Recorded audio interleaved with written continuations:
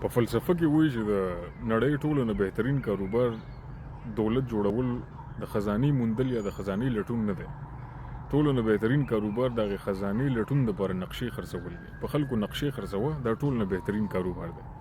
نو نن سباني پښتنو سیمو کې بیا ځوانان پاسي چې ما کرپټو کې 30 لکه وګټلې، امازون کې مې دونه وګټلې، په پراپرټۍ کې مې دونه وګټلې، دونه وګټلې. ځوانان کنفیوز شي چې آیا دا خبرې رښتیا دي او که دا خبرې رښتیا دي نو موږ دې خلکو له لړ شو، موږ ته نقشې والو که نه.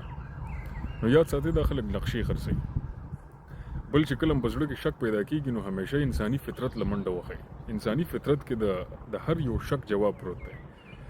مثال به یې داسې درکړم چې کلي ستا د کلي کور دی، کنده دې کوله کوی دپاره، هغې کې تا ته تیل یا ګیس ته راووتل، نو آیا ته به اوس بار منډه کوې او کلي کې به اعلانونه کوې چې زما تیل او ګیس راوتي دي، راشئ ټول زما سره دا خزانه شریکه کوي، ټول پکې حصه والی که نه؟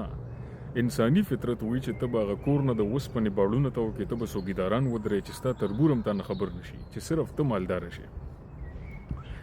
نو کم کسان چې دا دعوې کوي چې زه د پښتنو خیرخوا یم، ما دومره پیسې ګټلې دي او پښتنو کار مه کوئ، پښتنو دا مه کوئ، ما له راشئ، ما سره نقشه ده د مالدارۍ. نو انساني فطرت پې ولګوئ. که انساني فطرت سره هغه نه جوړېږي نو مطلب چې دا غل دی، دا دروغ دی. بیا د غلو دوه طریقې وي د دې ټولو غلو، دې باندې ځان پوه کړې. پهلنی دا وي چې د اوسني ستا کوم ژوند دی، که ته ډرایور یې، که مزدور یې، که کاروبار د دې وړوکي غوندې، که هر څه دي، د اوسني ژوند نه به همیشه غل سړی تا له زړه بدوي. ستا اوسني ژوند نه به تا له همیشه زړه بدوي چې دا ته څه کوې، ته استاد یې په سکول کې، دا ته څه کوې، ته ډرایور یې، دا ته څه کوې، ته په یورپ کې چکن شاپ کې کار کوې. د اوسني ژوند نه به د له زړه بدوي. او دویمه خبره چې غل سړی همیشه تا له تادي پیدا کوي. تادي وکړه، دا روان دی، دا کورس ختمیږي، تادي وکړه، دا ځمکه خرڅېږي، دا ځمکه واله.